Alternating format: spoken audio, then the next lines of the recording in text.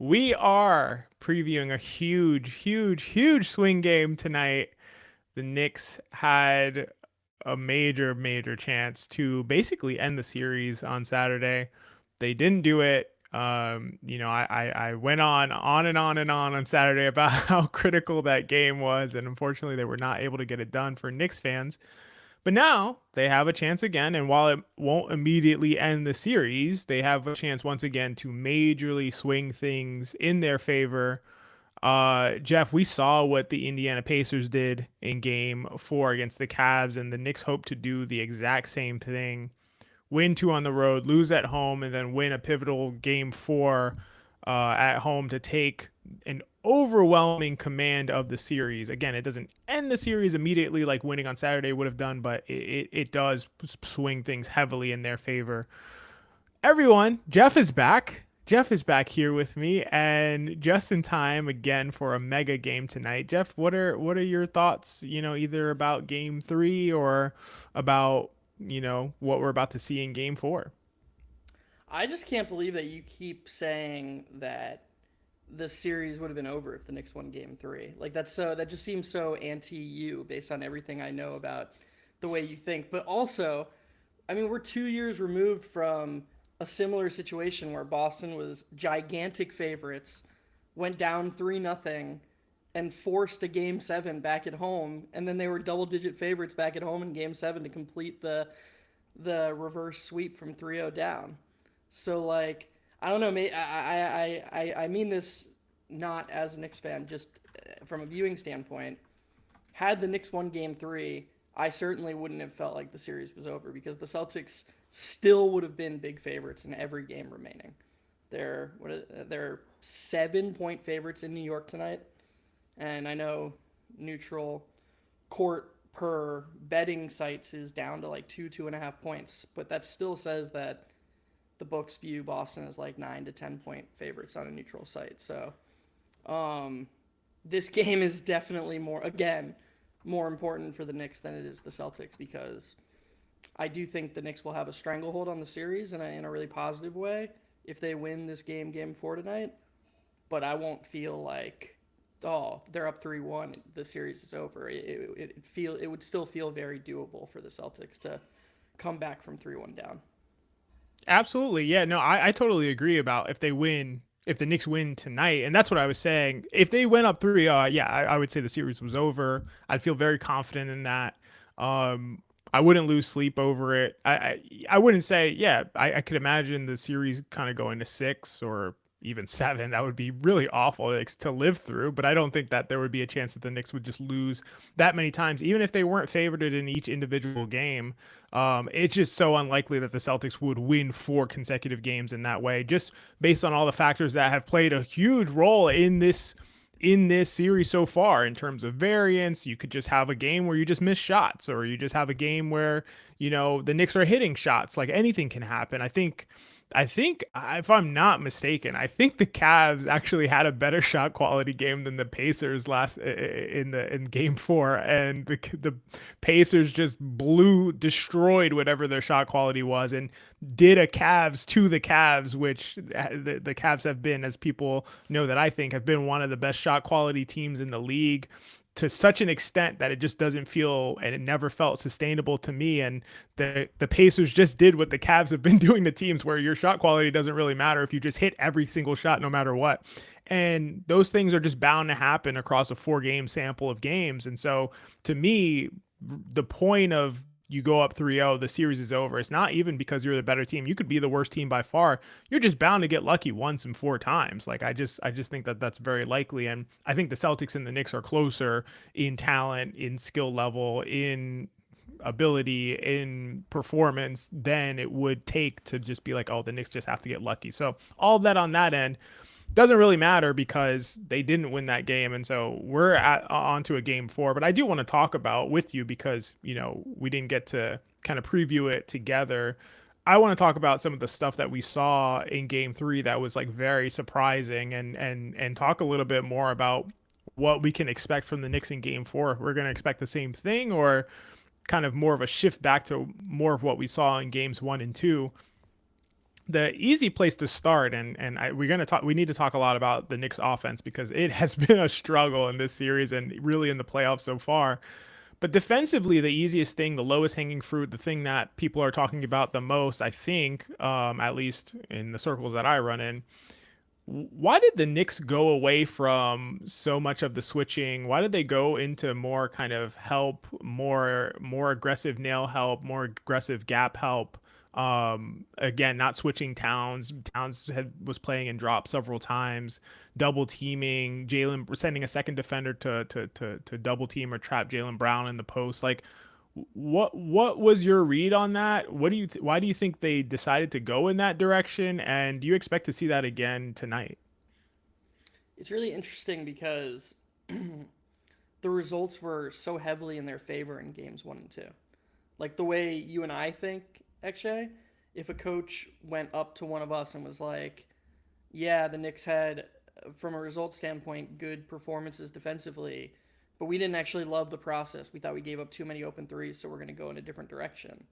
I feel like we would have been slightly open to that. We would have been open to the conversation that the Knicks defense wasn't as successful in games 1 and 2 as the results dictated, and maybe they were looking to see if there were better answers. With that being said, I don't think it matters that the results in those first 2 games maybe outweighed the process. And the reason I don't think it matters is because we have so much evidence that Boston is way better against certain types of defenses than others. That even if the Knicks did run a little hot in games 1 and 2, deploying more switching and forcing Boston into more of these isolations, more of these pull up threes, the, the chances that that's your best chance at suppressing their offense somewhat are just overwhelming. So I think what they were thinking is probably the foul trouble. My guess is the foul trouble with Towns really miffed Tibbs, and he wanted to try and keep Towns out of these isolation situations where he would foul a little bit less and he could play him a little bit longer. I came away from game 3 feeling like the Knicks kind of caught a break, and that's going to sound weird to people because they got killed. But I want people to take a step back and remember one of the things XJ said going into this series about any team playing Boston, and that's that if Boston hits their threes, you're just gonna lose. Like you're just gonna lose to this team if they're hitting their threes. And I think that if you came away from a game where Boston was, what were they, 20 of 40 or something from three, and you were like, yeah, they got killed, you'd just be like, yeah, you got killed. They shot 50% from three on pretty good volume. That's okay. But I think what was really good about it is the game that Boston finally started to hit more of their threes was the game that the Knicks' defensive strategy was the most flawed. So I think that it shined a huge light on how the Knicks can't use this hedging drop strategy as much as they did in game 3, and I would be very, very surprised if they went back to it as much as they did in game 3. Yeah, that's such a great. I haven't heard anyone really say that. So that's such a great point about keeping Cat out of foul trouble, and that could have influenced that approach. I've heard people say like Cat was just doing it on his own, like he just decided to start playing drop. I'm like that doesn't seem plausible to me, and then I've also heard people say like maybe they had different coverages for Jalen Brown and Jason Tatum, for instance, and maybe Towns got confused at some points. But yeah, I think it could just be as simple as what you just said, like where it's like, well, let's try to keep him out of foul trouble as an essential piece to the team. And now again, I don't think that would be a sound decision making, but that could be the reasoning behind it. I think the Knicks just have to somewhere Tibbs I think just still has this aversion to living with isolations. We've seen him whenever there's a elite scorer on the other end or a guy who really crushes in isolation, a Luka Doncic type, or we've seen him always Kevin Durant. We've seen him always kind of send two to that guy. Like it's just like his comfort zone to say like let's stop your best weapon. Obviously the Celtics don't have a guy like that. Jason Tatum has woefully underperformed in my opinion in this series so far across 3 games, and really throughout the playoffs has not been what we might expect from someone of his caliber. And so I just think that Tibbs really needs to just, I don't know what he needs to do to accept that he just needs to not double these guys. Like let them play, let Jaylen Brown do his thing in the post. He tried it with Josh Hart once, and there was no double, no one came, and Josh Hart was able to strip him and get the ball away. And I think Jalen Brunson would be fine in that situation. And even if he's not fine, they're not going to beat you on 20 Jaylen Brown post ups in isolation against Jalen Brunson. Like these things aren't going to happen. So to me, this is just an adjustment that has to be made if the Knicks want to win this series, win this game tonight, and win this series. I don't really even see any other way around it. And you can bring help, and I was talking about this too. You can bring help, but you have to kind of wait till these guys commit to scoring on their drives. I think Jaylen Brown and Jason Tatum aren't the best of passers, especially out of drives, especially when the passing lanes aren't clear. And so if you're smart about when you time your help, right? Like they have a head of steam, they're coming downhill, and you bring a second guy, and from the weak side, they're not going to make some great Luka Doncic like insane pass to the corner, skip pass. Like they're not going to do that. So I think you can help in those situations, but you got to be really smart about it. And so I don't know that there's another like viable way to approach this Boston Celtics team, because we all know you help swing, you're dead. Like that is how it works when you play against the Celtics. And there were too many times in game 3 when I'm watching it and like, yep, that looks like Celtics basketball. When you're watching the game saying, yeah, that looks exactly like Celtics basketball, you're probably losing by 20 points in that situation. So yeah, I don't know. Is there an alternative strategy that could be that the Knicks could approach here, or am I missing something? Yeah, I don't think so. And I really loved what you said about timing your help, because swing it back to Boston, it's just another thing that they do so well. They're so well principled in that matter in terms of where to send help from, when to send that help. It's one of the reasons that Julius Randle really seemed to struggle against Boston, because they wouldn't send the doubles that he wanted when he was used to. And then he would get comfortable and think he had these one on ones, and he would turn his back. And then they would send the help when his back was to, and there was nowhere to go. And I do think that you can do that to someone like Jaylen Brown, especially when Jaylen Brown is feeling like he's kind of comfortable and in his office against Jalen Brunson. So, if Jaylen Brown gets the ball in the mid post and has a couple successful trips against Brunson, and you're uncomfortable just living with that, you can, to XJ's point, send help. It just has to be the principles then have to become, okay, where is the help coming from and when is it coming? It can't just be you can't just be defaulting to help to the point that they can anticipate it, because that's when you make it easy for them and they kill you. And the one time they did do that in the first half, Jaylen Brown had Jalen Brunson on the low block, and it resulted in a wide open Peyton Pritchard three. And this is one of those things where a coach in the post game is probably going to say something like, well, if Jalen Brunson just makes that rotation after Jaylen Brown makes the first pass to Porzingis above the break, we're not talking about this. But this is the old chicken egg thing. It's like a coach saying, well, if the defense just got to stop, then punting would have been okay. Well, okay, but that doesn't mean that it was the best decision. If you go rewatch that replay, I think it was Hart, or maybe it was Bridges. Bridges helps Jalen Brunson with Jaylen Brown on him on the low block, and Jaylen Brown makes the easy skip pass to Kristaps Porzingis above the break. The rotation comes from the corner, abandoning Pritchard, and that's the right rotation in the Tibbs scheme, because Brunson is supposed to recover across the court to Pritchard. But you can't count on that. You can't count on that for a whole game. Mistakes are more likely to happen than if Jalen Brunson just plays one-on-one defense. Like, you are actively making it more complicated on your own defense, not to mention wearing them out, asking them to make these cross-court rotations possession after possession. So I think there are just a number of reasons why this is an untenable defense against Boston. I think they're going to slice it up.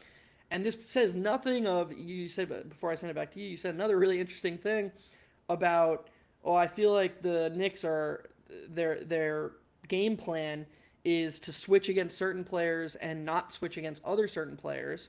Well, that's all well and good, but then Joe Mazzulla infuses this staggered double drag play, and you're involving 3 defenders and 3 offensive players, 2 of whom you're supposed to switch first and 1 of whom you're supposed to hedge first. And it's just a big jumbled clusterfuck. Nobody knows who they're switching versus. Nobody knows where the hedge is coming from. And this Boston just destroyed the Knicks on this exact play. They just ran it over and over again.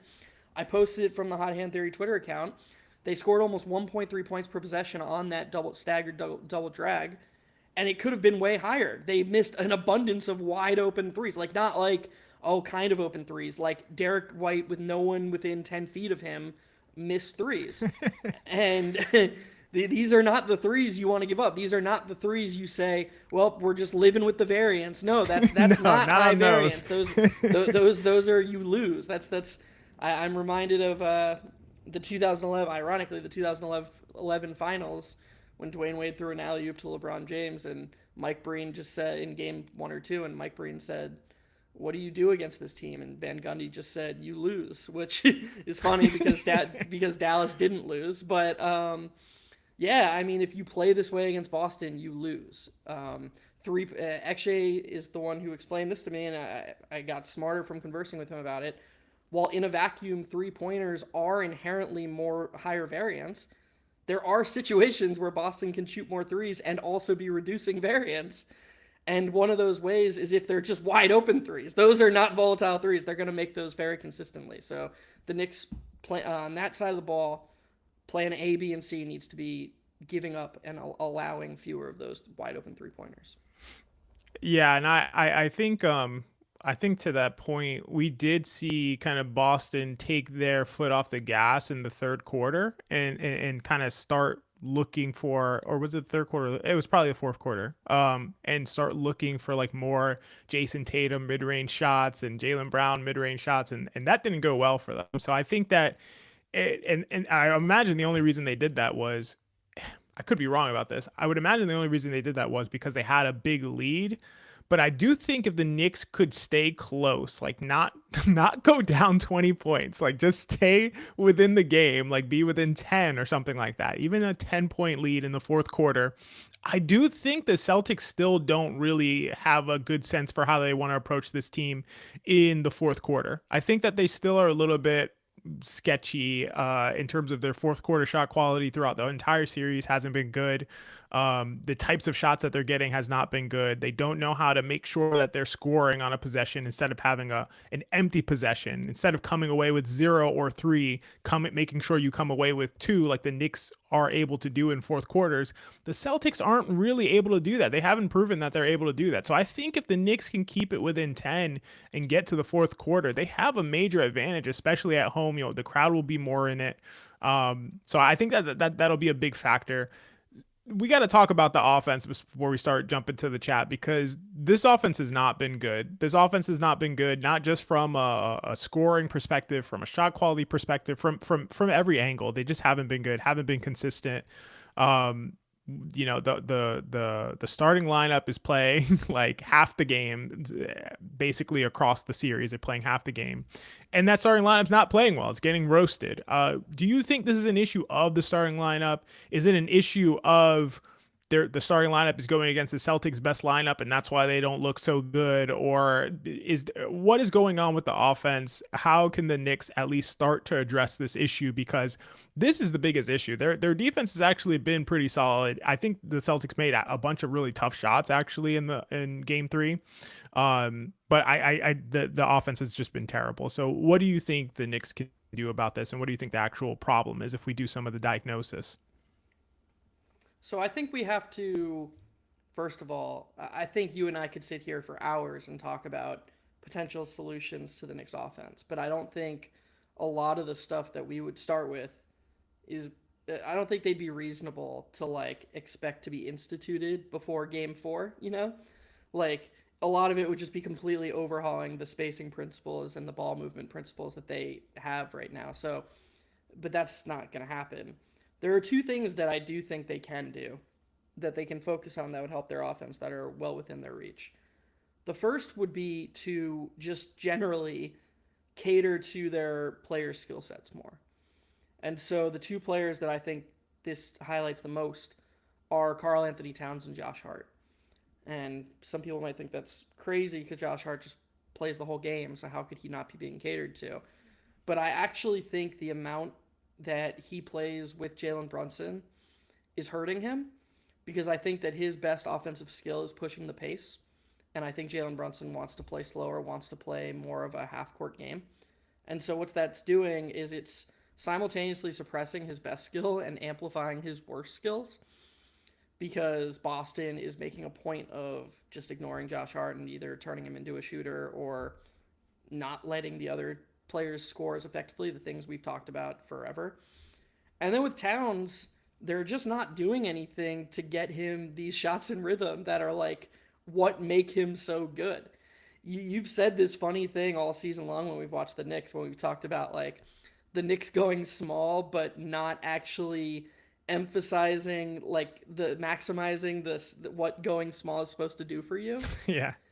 They're committed to Towns at center, but they're not committed to maximizing what makes Towns. There's no point in playing center for this Knicks team. Yeah. They might as well start Mitchell Robinson if they're going to keep doing this. Bingo. They're not like the whole season we've talked about how all the impact metrics relative to Towns' past season at center, he basically is performing like he did at power forward next to Rudy Gobert. Yes. And when Akshay and I talked about the Knicks ceiling, so much of it was like, wow, Towns is going to go back from fringe all-star to fringe all-NBA. That was the leap that was supposed to occur. It was him returning to the impact of center Towns. And they're not getting that. And the reason they're not getting that is because they're not going all in on what his skill set is as a center, what it's supposed to be, what it's supposed to look like. And so if you're not going to do that, then just move him to power forward and emphasize other stuff. Like, go be bigger than Boston. Right now, they're like they don't have a size advantage on Boston, and they're not even trying to approach the shooting. So they're just not getting any of it. It's very bizarre to me. Yeah. And then the second thing I would do is I would play faster in the half court. I'm not asking Brunson to turn into Tyrese Halliburton in this regard, but again, I posted this on our Twitter account today. The Knicks have shot over 25% of their field goals have come in the final 7 seconds of the shot clock against Boston. And guess what? Indiana, they shoot a lot at the end of the shot clock too. But guess what Indiana's offense looks like when they're shooting at the end of the shot clock? They've already disregarded 3 other options. They've tried and failed multiple times at creating shots in other areas, and now the shot clock's down, and they create another good shot.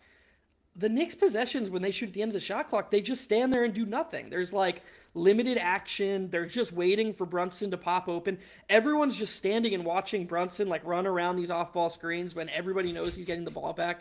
There's no counter. And so this is how we get into conversations where people are like, oh, Towns actually isn't as good as Randall because like he can't create his own shot. Well, okay, like if you're going to create this world where the only thing that matters is creating your own shot from a neutral position, that's how these conversations are had. But there are other ways to run offense. This is like, it's almost like a self-fulfilling prophecy. We've been gaslit as analysts. It's insane. Yeah, no, I agree with both of those points. Those are great points. And I loved what you said about kind of like we're getting a version of Cat like we would get if he was playing next to Rudy Gobert, which is crazy. It completely undermines the point of him playing at the 5.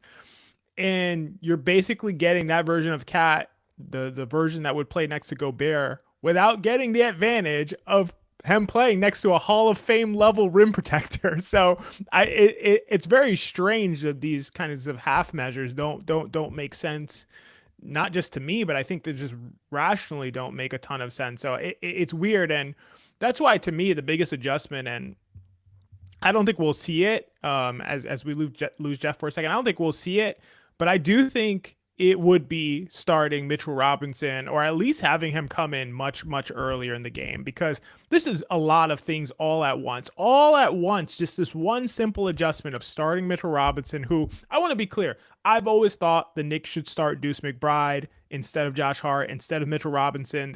These are the 3 players that people talked about as which one should start, who should be the 5th starter.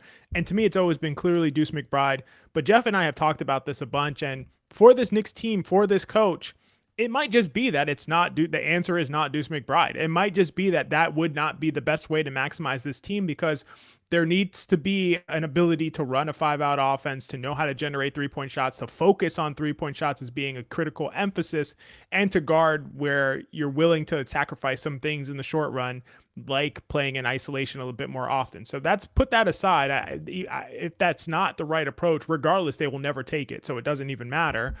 But it is the right approach to start Mitchell Robinson if you're willing to start Josh Hart and have this kind of half measure at place, because at least you have the rim protection, at least you have the offensive rebounding that Joe Mazzulla seems to be so afraid of.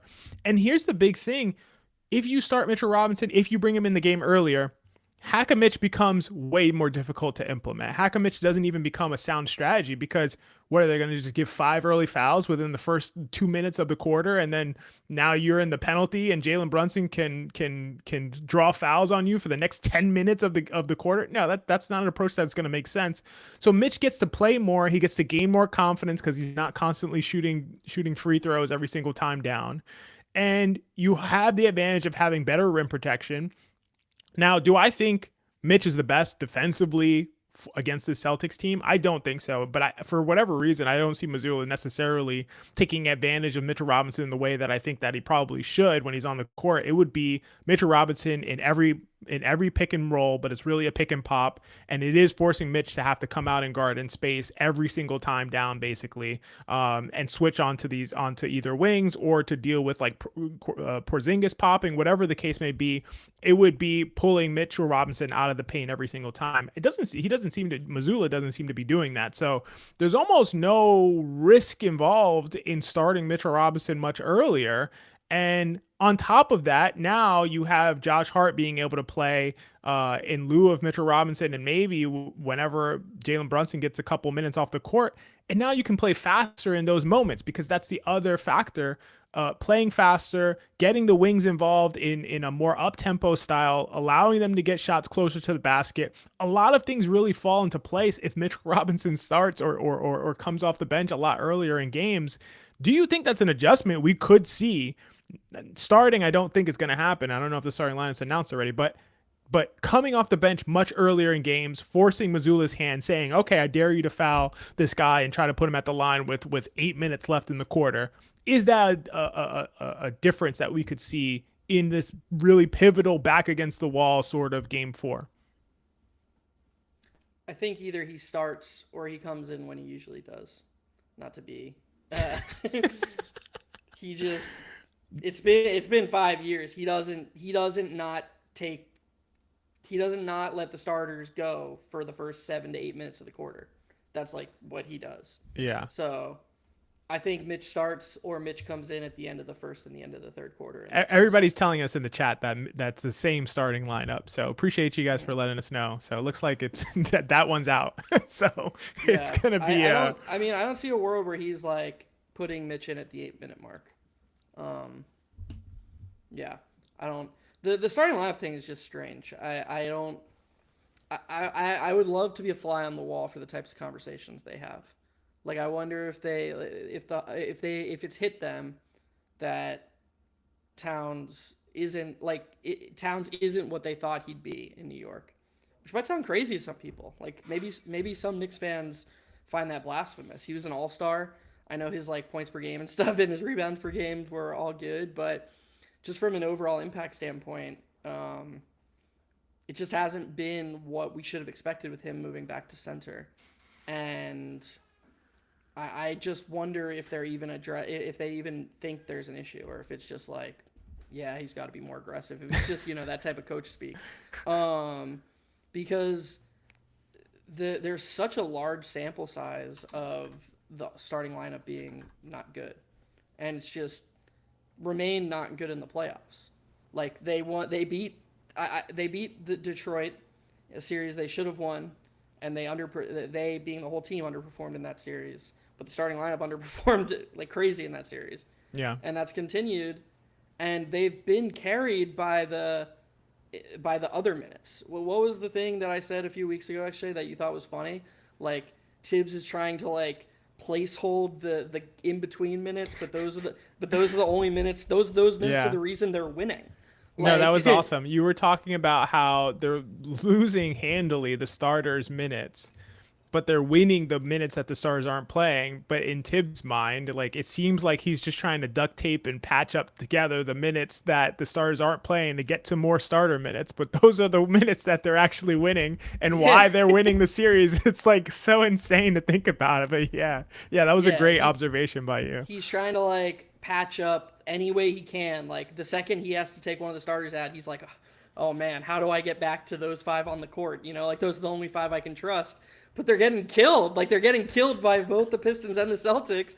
And meanwhile, those 12 minutes a half when the other guys are playing are the only reason the Knicks are winning. I don't understand. Imagine trying so hard to get to the lineup that is losing you the games. Like it's like actually, and it is not. Of course, this is not like like we can't know for sure causally like the starters. Mm-hmm. We can imagine these starters are playing against more difficult opposing lineups, and that's why they're really losing those minutes as opposed to that lineup's just not good enough. And if they had alternative lineups, they would be losing those minutes by even more. Of course, that's a total possibility, but with the largest sample size that we've seen, that doesn't seem to be the case. It's too many. It's too many possessions for me to sit here and say, yeah, I think that's just as likely as the alternative. It doesn't seem so to me. Yeah, and I mean, every other lineup, if you just sort by like the minutes played, every other lineup is just lapping it, and it's the same thing as the regular season. Um, it's very strange. It's very very strange. I mean, obviously there's still a lot of series left, and the Knicks are in a really good spot. They have 2 home games left in the series, and they only need to win 2 more games. But it'll just be very interesting to see how things go moving forward. If unless there's just a huge turnaround, which there could be. There could be, and with that, let's go to the chat. If you guys have some last comments or things you want to get in, you can drop them in the chat. We're gonna try to get through as many as we can.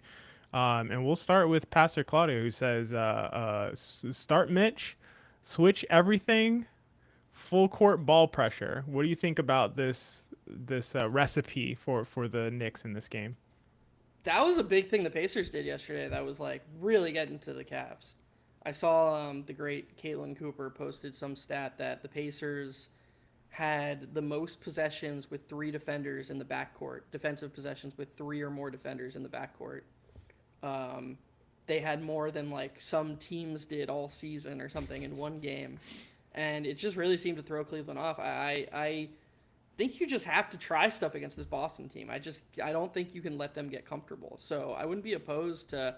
I mean, I love when Josh Hart or Deuce McBride show energy in that way. It really seems to sort of just like throw knives into the whatever the saying is. It really seems to just mess things up. And honestly, from a Knicks perspective, you see how much it does mess things up.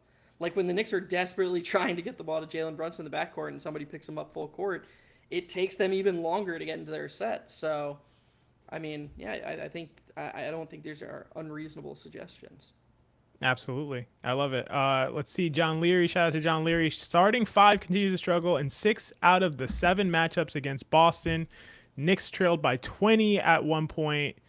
Offense hasn't been there this whole postseason. Bridges 1 free throw against Boston this year. Wow. I was Whoa, not aware of that stat. that's a crazy stat. That is actually insane. Wait, That's is that nuts. John? Can you just? I trust you because you're generally completely on point, but that just seems like remarkable to think that Bridges has 1 free throw Oh, against Boston across 7 games at this point.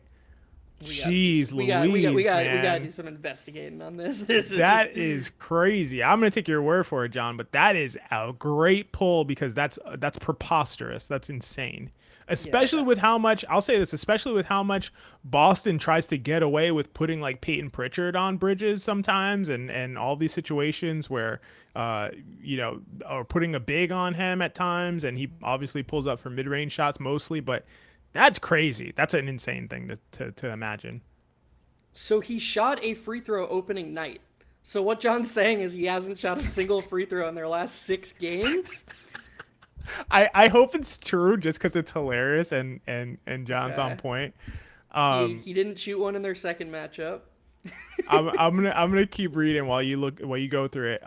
Let's see. Jared says, "Hi, I believe that each time the winner of expected shots lost the game, according to Game Report on Twitter." It's just Is this just statistical noise, or is there something else with reliability of the stat? Great call, and that is accurate. I can confirm that it's true, but I don't think the shot quality stat says like, I don't know the percentage of time the shot quality team, the team that wins the shot quality battle wins the game, but I know it's much more often than random chance. So it's definitely a relevant stat, but of course in a single game sample, a team's just going to shoot well sometimes, and that is just variance, and that's just like kind of how we explain it. I don't think it's a problem with the stat. I think it's an expected aspect of the stats, but it's a great question, a great point. As Jeff finds some. I can confirm 0 free throws last 6 games against Boston. That's great. That's absurd. Great call by John Leary to drop that in. Bridges has taken 1 free throw against Boston in game 1 and never again. That's crazy. Oh my That's gosh. that's a really insane thing to imagine. NY Nick says, "Will Cat be alive today?" It's a it's a valid question. We've seen Cat kind of float in and out of activity, but and I don't want to alleviate all the blame off of him. I think some of it is to do with his aggression level, but there could be stuff going on with his finger, and there's also an aspect of just like he's not being schemed in the best spot for himself as possible. So I think it's not even a matter of Cat making shots. It's a matter of Cat getting shots. Like Karl Anthony Towns needs to shoot many 3-pointers. And if that's not happening, if he's 0 of 7, then hey, he's 0 of 7. You tip your cap. If he's just 0 of 1 or 1 of 1 or 1 of 2 or whatever it is, like that's a problem for whoever's causing that to be the case. I mean, I was actually going to ask you how big a role you think the injury is playing with Towns, Yeah. but not that anybody should care about my sympathy for a hurt basketball player. These guys they're living pretty good lives, but the sympathy I have for Towns and trying to make some sort of excuse for him sort of goes down when he continuously passes on these threes to play pinball with the Boston defense. Like, dude, just shoot the three. It's okay. They're not giving them those calls. They're just not. And I don't really understand why he seeks them out so much. They're letting Boston play pretty physical with him on his drives, and I think it's because he doesn't look in control. Like he's flaily and he just doesn't seem to be in control in these drives. And I think the refs are less likely to give a player who just seems completely out of control a whistle when he throws his body into a defender. I think the Knicks would be far better off if he turned some of these drives into just even slightly contested threes because he's such a good shooter. Yeah, no, it's a great point. Absolutely. Ole says, I think that's how you say your name. I'm sorry if I'm saying it wrong, my man. Believe in Tom. How do you feel about that? I don't believe in Tom. I'll say it right now. I believe in Tom as far as like I think he'll make adjustments with his back against the wall, and so I feel like we're in that classic situation where something has to give, and I think he'll do something, and that's why I'm proposing the idea that he brings Mitchell Robinson off the bench much earlier than any of us expect. But just in general, I just basically how he's coached. I don't view him as a coach who's going to elevate this team in a situation like in a playoff situation where we can get like the really ceiling maximal version of the team. So that's my personal view. Um, yeah, and it's just man, it's such a we'll have to dive into it more in the off season, but it's such a fascinating conversation because how much of it is how do we judge him based on what he's doing now, given the context of what has happened this season, versus just the entire everything baked in and how much that has already happened this season is because of things that he's done. You know what I'm saying? So like we can say like, wow, it's amazing that he's switching more, or wow, it's amazing he's trying all these new lineups. But that's just relative to like what expectations for him are. Relative to the expectations of a coach in his spot, it seems like the bar should be a little higher than maybe playing a couple new lineups and switching but I don't know. I do agree with you, and I agree with most people who think that he seems to like when his back's against the wall and people don't believe in him. That's when he kind of brings out the more creative style of coaching, and this is a prime opportunity for that. Prime opportunity for sure. As Pastor Claudio says, Knicks lack a cogent Wait, what did I say? That All right. I'm just already laughing at scheme. Oh, okay, got you. Nick's lack of cogent offensive scheme is the biggest issue. That nice call back there. Dave C says start Deuce, add shooting around Brunson and Towns, up the tempo, score points, and play Brunson off the ball more. Yeah, this is our general recipe for Nick's success throughout the season that we haven't seen, and I don't think we have reason to believe that we will see. Unfortunately, Sandman says Shibido, Shitbido will get his stupid old ass spanked again today. And that's really unfortunate. I feel like he's held his own surprisingly to me with Joe Mazzulla in this series right now. Just like if we're just looking at games sort of in a vacuum, besides the game three, I thought was like pretty much a mess. John Leary says, "Why do you think the coach sticks with starting five, considering he knows all of the lineup data?" Last game, 25 3 attempts would like the volume up. I know this has been an issue all year. Yeah, maybe we could stick on 1 second for John Leary's point. What's your thinking on this? Why does the coach and the coaching staff stick with the starting five? There seems to be no sense of like that it would ever change no matter what happens. Considering he does know all the lineup data. So to me, there's a clear answer, and that's that fifth on the totem pole in the starting lineup is Josh Hart. Like if you replace nothing, or excuse me, if you change nothing, and you kept this lineup data, you kept the sample size, but it was somebody he was less favorable on that was easier to replace, I think a change would have been made a long time ago. But you have to remember what the context was even at the halfway point of the season. Mitchell Robinson hadn't even returned yet. My guess is if a lineup change was going to be made, Tibbs' preference would be to have Mitch be the new starter and go bigger. But with Mitchell Robinson not even back from injury, there was just never going to be a world where Tom Thibodeau said, you know what, I prefer Deuce McBride to Josh Hart. And this is a problem for a number of reasons. But the main reason is that, like, you don't have to prefer him.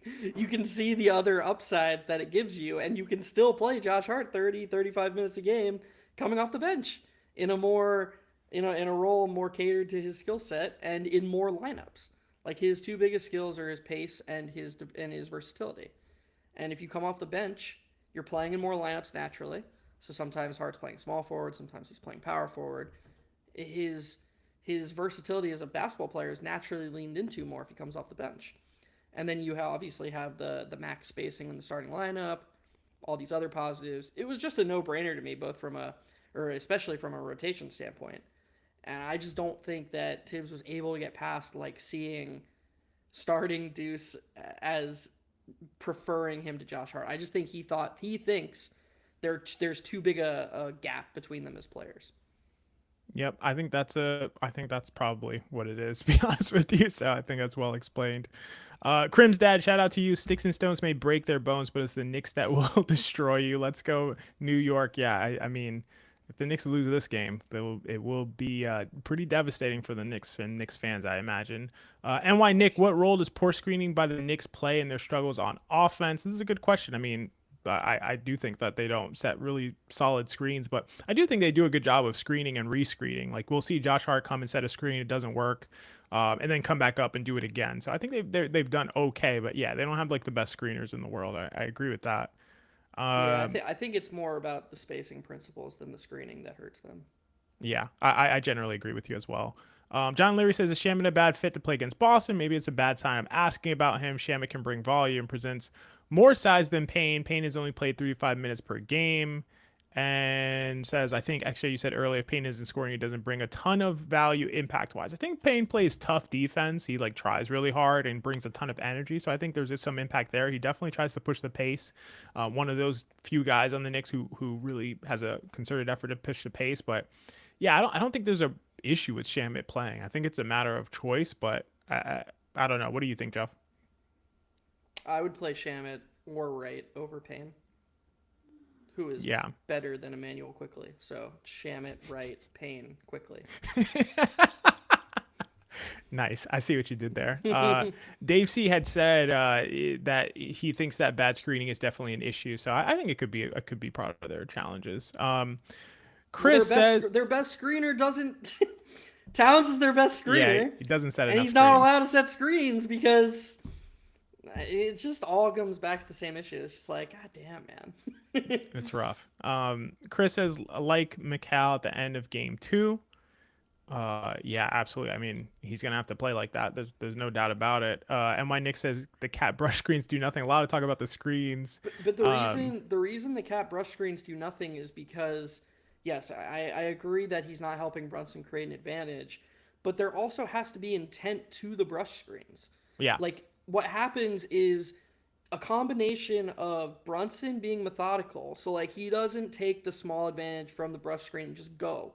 He like likes to hold his defender on his back. He likes to, he likes to use it to create a force a switch to get a better matchup. He's not just taking where Towns is leveraging the position on the floor and then creating an advantage that way. But then the second thing is even when Brunson does do that, Towns just sort of floats. There's no like principled, okay, you're going to do this and then you're going to make sure you space out behind the line, or you're going to then turn it into a flare screen over here.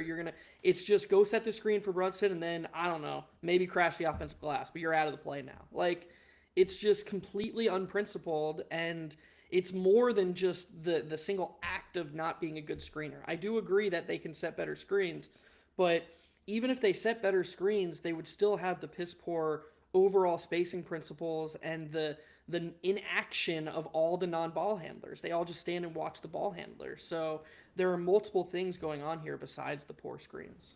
yeah, I agree. I think that's well explained. I think this is a great observation by Mario here. Julius has taken twice the amount of threes as Cat in the last 5 games. Cat is our best shooter. Ju is the worst or second worst shooter on the floor every minute he plays. Just a funny stat. That's an incredible stat, actually. Um, just yeah, obviously different schemes, different systems, different, but there's just that should not be a stat that we are able to pull up here, similar to the Mikael Bridges stat on shooting free throws. So If things keep up this way, like the Julius Towns conversations this offseason are going to be, we're going to be the Jon Snow gif. Like oh it's man, going to be tough, man. oh yeah, for sure. OBP says, why were we so effective with stunt recovering in the gaps in games 1 and 2 than game 3? Were the C's better space, or was there a schematic issue? I think that the gap in how successful they were and what the actual results were probably weren't as wide. So I do think there was just a variance factor there. But then also, I think the Knicks um, just were predisposed to send help and to pre-rotate more than they were in games 1 and 2. They lived with switches a higher percentage of the time in games 1 and 2. So the Celtics were there were less of those advantage created for them like the Knicks naturally, excuse me. The Knicks were just like putting themselves in rotation for no reason in game 3 far more than they did in games 1 and 2. Yes, that is definitely all true. I just want to say I got distracted because the 76ers are currently in play for the first overall pick right now. We are talking Oh between shit. the Hornets, 76ers, Spurs, and Mavericks. Those are the teams that are in play for the number 1 overall pick right Dude, now. This is if they gifted to Dallas, oh my gosh. that'd be really funny. Oh man, this is incredible. It's a huge story to me, no matter which way it goes of those 4 teams. So this will be absolutely interesting. The Spurs too? The Spurs are So one they're of the okay. So teams. they're gonna keep your Charlotte Hornets are gonna get it. Dude, why would you? Anyway, that's Whoa, that's like the angriest I've ever seen you. because it's not gonna happen now. Um, do you go big with Mitch or go small with McBride today? Don't think Hart should be out there as much. Maximize size or shooting from Ryan. I think just like maybe we could just answer this just because I don't think there's a choice or a question. We talked about why Josh Hart probably is going to continue to play as much as he does, but if his minutes are reduced, which way do you think the Knicks should go all things considered with like their scheme, like how they approach things, Tibbs as the coach, all of those factors, all things considered, which way do you think they should go? Man, that's really tough, actually. Yeah. I think, given all those factors, I'd lean into more Mitch minutes. But you can kind of you can just give both more minutes if you're going to reduce Hart. I mean, what's Hart? He's averaging like 43 minutes a game this series. So I'm just giving you the hypothetical of choosing one though. I see what you tried to do yeah. there, but I'm making you say which direction you would go in if I you think had I think to. I'd go. I think I'd go with more Mitch, and I'd have him if it was going to come at the expense of Hart. Like if you were going to completely overhaul it, I would start Mitch so that the Hacka thing isn't as prevalent. But yeah, I think given how Tibbs wants to play and given how he wants to beat them with that baked in, I just think there's a better chance of Mitch helping you than Deuce. Yeah, I would agree with that. So it's interesting. I would also agree. I'm just gonna read a few more comments because we only have like less than 10 minutes left.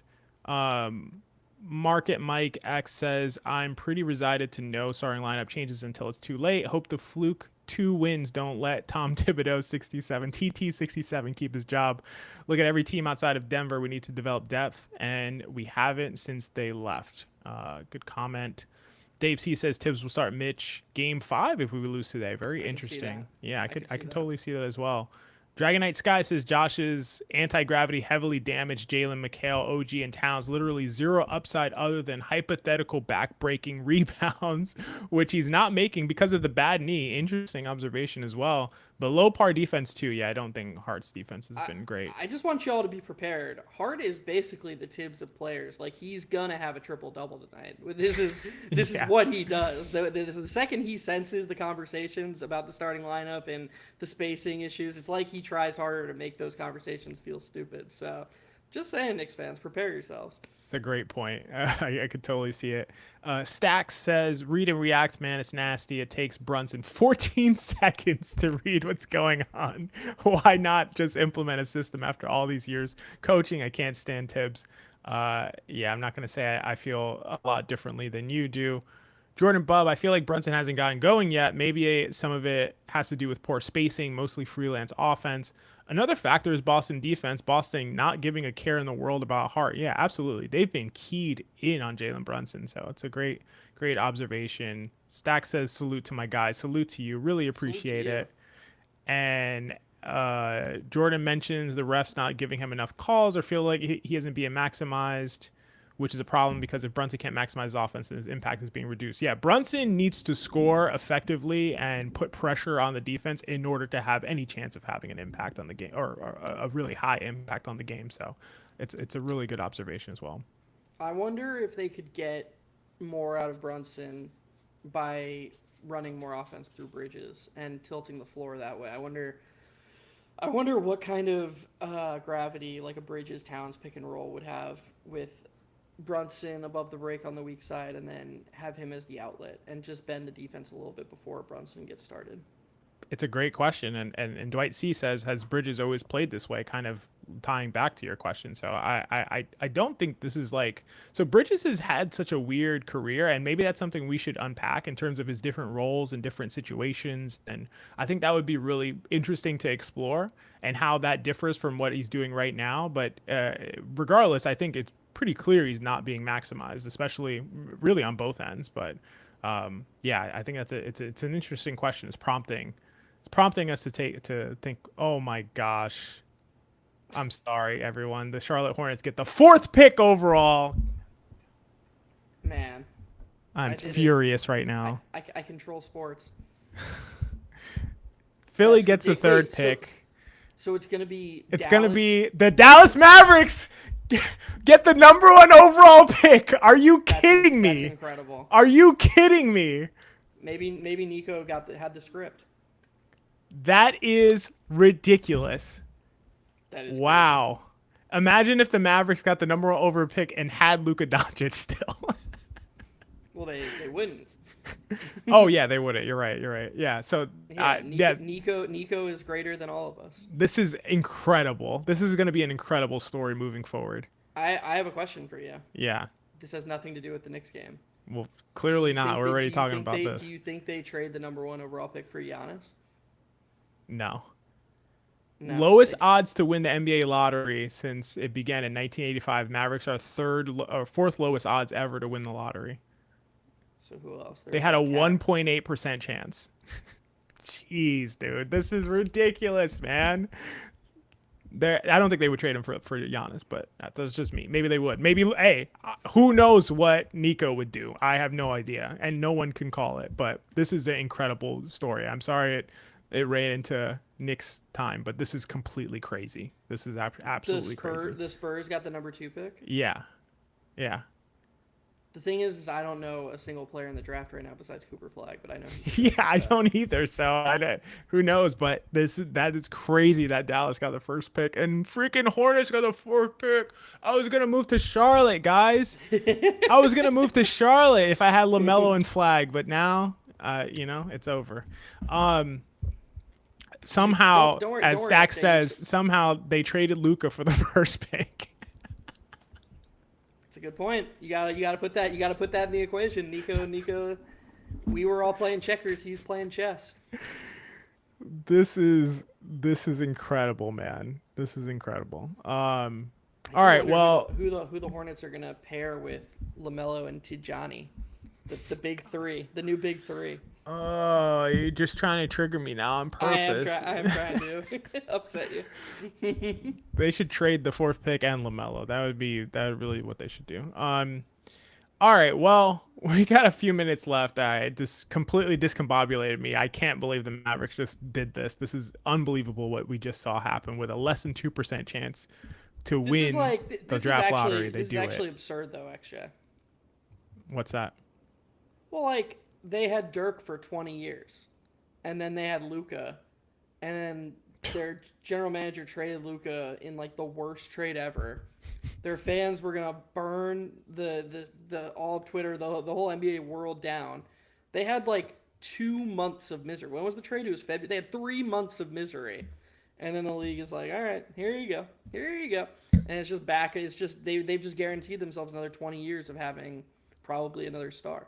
Unbelievable. Unbelievable. See, guys, hey, we could sign off with this. If you're saying luck is not a factor in sports, just today is the evidence and proof that luck is a major factor in sports. This is one of the luckiest things I've seen happen in a really long time. And yeah, congrats to Mavericks fans. This really works out for you. All right, well, we'll see what happens with the Knicks. I mean, obviously huge game, huge swing game, and if they win, they should win the series. I say should, not that they will, but should win the series. And if they lose, they're definitely looking at rough odds trying to beat the Celtics team 2 of 3 with 2 games on the road. So major swing game. Any last thoughts before we get out of here, Jeff?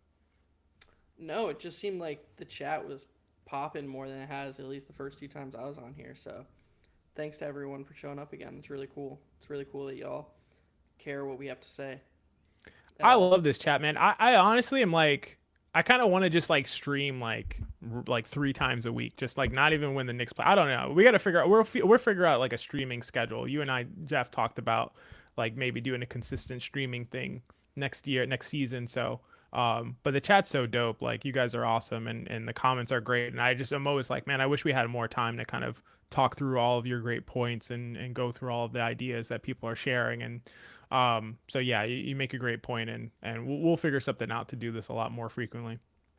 For sure. All right. Appreciate you guys. We'll see you on the other side. We'll definitely see you for game 5. Yeah, this has been a Hot Hand Theory pregame show. So we'll see you next time.